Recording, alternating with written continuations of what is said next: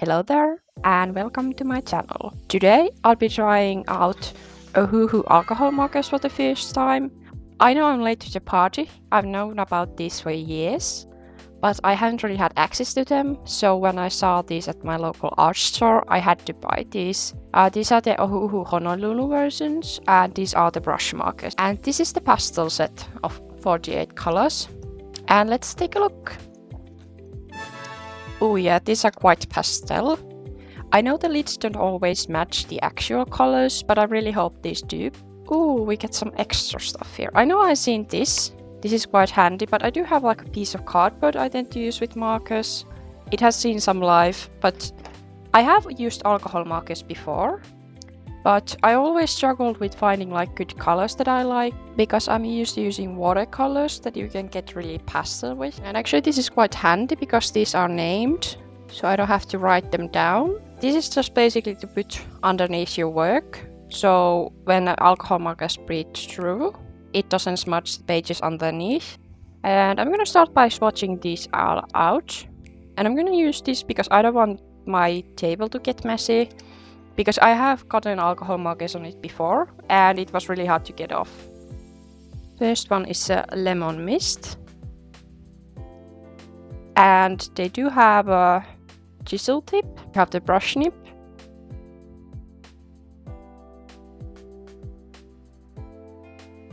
That's actually quite a stiff nib, which I do appreciate. So far these feel really nice. And that is a very pastel color, which I do appreciate. That's a bit darker, but it's still quite pastel. I'm just going to speed through the swatches so we can get to the art.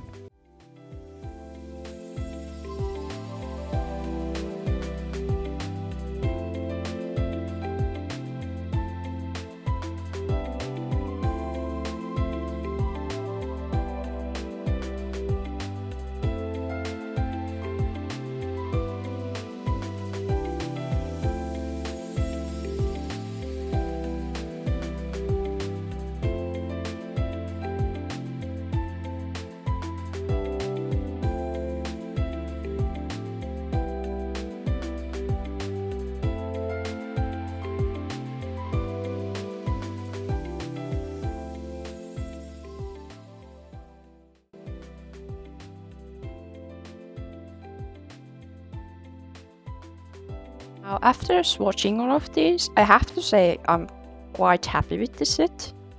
I think it has a really good range of pastels. It does have some more like vibrant colors, but I don't actually mind that. They don't have to be like super pastel. Like this first watch is very light. Like with it having more vibrant colors, it makes the set more usable if you don't have any extra markers on hand. So I think that's actually quite nice. And I am a very big fan of all of these colors. There aren't many browns though, but we'll make do. Oh, also, they sell separately a set of skin tone markers. So they might be doing it on purpose. And for now I'm just using printer paper because I don't have like paper meant for alcohol markers. My sketchbook paper is quite thick. I'm scared it would dry out the markers, so I'm just using this. This is just like very basic printer paper. I think most people at this point would do like a blending test, but I feel like a blending test would be more like a test of my skills. because I'm not very used to using markers. I'm gonna switch to this cardboard piece so I can go over the entire area. I'm just gonna do a quick sketch, because like I'm not very familiar with markers in general, so I just want to get a feel for them. And I'm gonna be sketching with my Staedler erasable colored pencils. I really like using colored pencils instead of like regular pencils because I feel like the gray smudges when I use like watercolors, for example. So I worried that with markers this light, the gray would also smudge and really change the colors. About the sketch, it's just a very simple headshot, so I can test out the supplies because this is very much in my comfort zone. I really love these grays in the set, so I want to use them for this piece. I really like drawing clowns, so this is just a clown girl. And I really enjoyed the colors. like the violet on the hair is gorgeous, and also the grays look really nice. Also, I'm just realizing now how wonky this sketch is, but it's fine, this is just for a test. But yeah, so far I'm really liking how these markers are feeling. Now that I swatched them and tested them out on a smaller piece, I looked up some references to make a sketch for a bigger piece, because I do want to get a feel for making like a bigger illustration. Because that's the reason why I got this, because I do want to do some marker illustrations. And these are more along the lines of my usual color palettes than the random assortment of markers that I currently have. I really enjoy doing these sort of like moody portraits. I do this a lot with my watercolors and sometimes digitally as well, but I feel like markers would be well suited for this, because I kind of do still consider these illustrations, even though they are quite simple, but they do kind of tell a story of the character. And they usually aren't of like OCs or anything like that, like original characters. It's more like each piece has their own person and character in it, and I do want to be able to wonder like who are they and why are they making that sort of face, like what's going on in their head. I did have a lot of fun doing the hair on the previous one, so I wanted to draw some flowy hair. When I was doing this test one, I noticed that I can kind of paint with the markers because they blend quite nicely. So I hope my watercolor skills can kind of translate to these. I'm a huge fan of all the blues and grays in this set, so I think I'm gonna go with mostly those for this piece. Also, I want to try going for a more natural skin tone, because on the test I used grey, which I like doing, but I do want to use the peaches in this set. I did kind of prepare for this. I watched some tutorials on how to use markers, and the biggest takeaway I got was probably to work from light to dark, just like I do in watercolors. So I'm starting with a very light color at first, and I can always go darker by layering the same marker or using a darker color on top of it. And I have to say, I'm a big fan of how flat the color is laying down. I was worried about like getting streaks because, like I said, I'm new to markers, but this worked out really well. I think printer paper actually works quite well with these. Oh, also the hair was looking a bit flat, so I wanted to add some extra strands that went outside the sketch. For the skin, I wanted to go with more of a neutral color. A lot of the skin tones in this set, or skin tone adjacent colors in this set, are like very orangish and peachy. But I wanted a neutral base because I'm gonna add blush on top of it.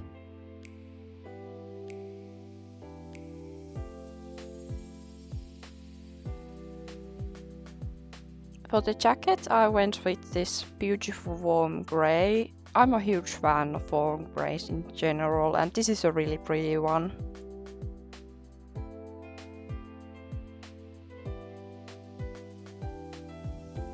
Now that I have put down the flats, I want to go in a shade, and I do want the hair to be the darkest part. So I'm probably gonna start with the hair, so I can balance the contrast around it. I'm really liking how this layer.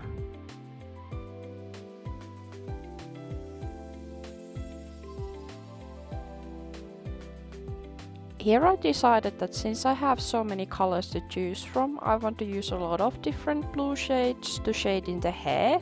So I'm going in with more of a turquoise color here, just to like try out all of the markers I have available to me. Yeah, I feel like this is way too saturated compared to here. I feel like I could try mixing colors to bring the saturation down a bit so it would match the rest of the hair. So I did a couple of swatches to figure out which color I should use to tone it down a bit, and I'm going with the grey because I think it suits the hair more. I still want it to be quite cool blue, but not like very bright. I do feel like this helped a bit, but I also decided to add more saturation on the lighter part here, where I shaded in with purple to balance it out even more, so I added some turquoise bits.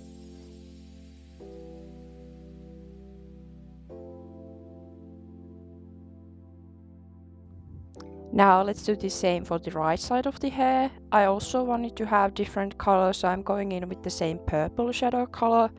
And on the lower back part, I want to use blue.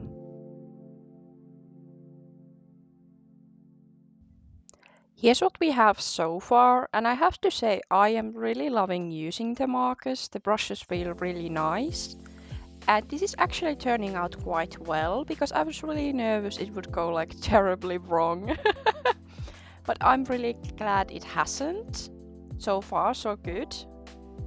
By the time I'm done with this hair, it's gonna have so many layers in it. But I started out very light because I was really nervous. And when I'm nervous, I'm scared of using especially like very dark colors.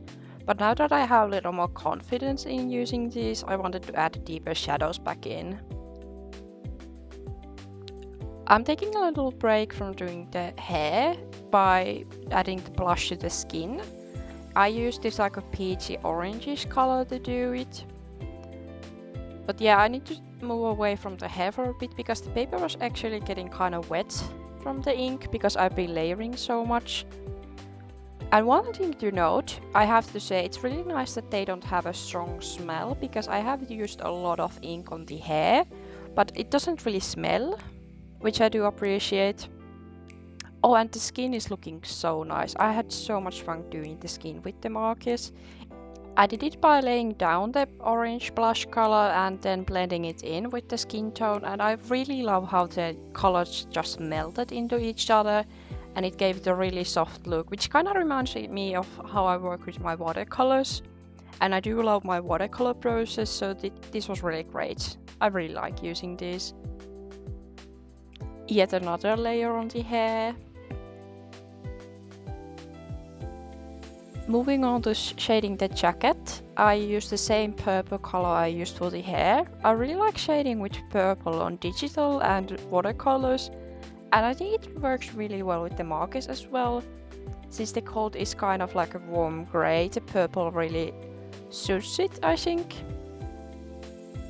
And again, I blended them by laying down the shadow color and then going back in with the base color. I did the blending by doing like small circles with the nibs, so I can get this like woolly texture on the jacket. But I felt like the jacket was turning a bit too dark. Maybe this is a point where I could use the Colorless blender.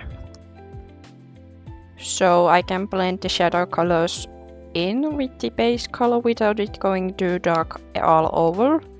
Because I do like this base color without adding more of it on top.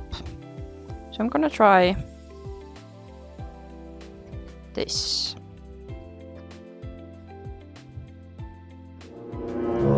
Ooh, that's looking a bit strange. Oh, no. Oh, that's looking so strange. Oh no. I'll be honest, that was not what I was going for at all. Don't really like that so much. Unless that like resolves itself. I might go over the entire coat again with the this base color. I'm just going to keep adding the shadows to it. Putting aside that cauliflowering that I didn't really like with the Colorless blender, I do like how the rest of the coat is looking. Now let's do the eyes, because that's the only part I haven't done yet. And I tend to color in the whites of the eyes with the skin color I used, and then going over with a grey. That's what I do with like digital art and watercolor, so I wanted to try it here, and I think it looks quite nice. I don't really like very whites of the eyes, if that makes sense. And then I gave her pretty blue eyes, and I really like doing pupils in a color instead of using black. So I went with the darker blue for the pupil. And I just noticed there was this chunk that I left out, so I'm just gonna be very brave and starting with the base color I used for the entire hair. I'll be going straight in with the marker without any sketching. Probably not the brightest move, but it worked out just fine. I think it looks quite alright. Yeah, I feel like that's balancing it out a bit. Here I used a pigeon gray to go over the entire hair because I wanted it to be a lot darker and it was very pastel still at this point. And I think this really helped to get the effect that I wanted. Yeah, but that definitely gave me the contrast back that I wanted between the skin and the hair. But I'm just gonna go over here again with the darker color because I feel like I lost a lot of contrast within the hair. Yeah, I feel like I can use this for the pupils. At this point I'm very happy with what I was able to do with the markers. But like these strands don't look that great. And I do want to add some like eyelashes, but I'm too nervous to do them with markers. So I'm gonna move on to colored pencils. Not to color over everything I've done, but to add some like tiny details, like I want to add some hair strands. And I also feel like this kind of resolved itself. Like if you look here, you can see that something did happen. But it's not like terrible. I don't hate it. So yeah, I'm gonna go get the colored pencils. So I picked out some colored pencils that I want to use to define this drawing. These are the colors. I'll have the exact colors written down in the description, but these two are Derwent Artist colored pencils. And these are Faber Castell polychromos colored pencils. And I just basically have a few jars of colored pencils that I picked through, and I've really curated them. So let's get defining. Like, I don't feel like I could get strands like this with markers. Like, these are a good example. These are kind of horrendous. I had a blast doing this, but I felt like the piece really came together very fast while I was doing it. I really enjoy doing like colorful bounce lights. So I want to add some of this turquoise color to the underside of the nose. That's place I really like using it, and I just gonna place it in where I could imagine the bounce light getting. So I feel like the bounce light is coming from underneath the character, so that's where I place the color.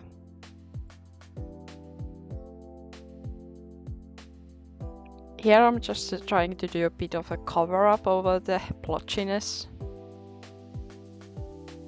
Okay, I'm not gonna lie, this is looking really good. I don't want to do background to it because I'm scared of actually ruining it. Because I'm very happy with this. Especially I like how the face looks. I think it looks really nice.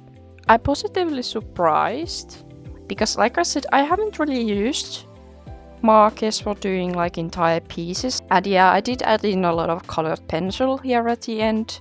But I mean, it's mostly still done markers. So final thoughts. I'm definitely going to be using these a lot. I really like the brushes on these, and I do really like the color selection I have with this set. Like, you can do a lot with this. And I don't want to sound like an advertisement, but yeah, if anyone's in a similar situation like I am, like you like using markers, but you feel like you're missing the lighter colors, these are a really good option. And I can say I can highly recommend these. With that being said, I think we're about done here. I hope you enjoyed watching my process of making this piece, and I hope I can see you again. Thank you so much for watching, and goodbye!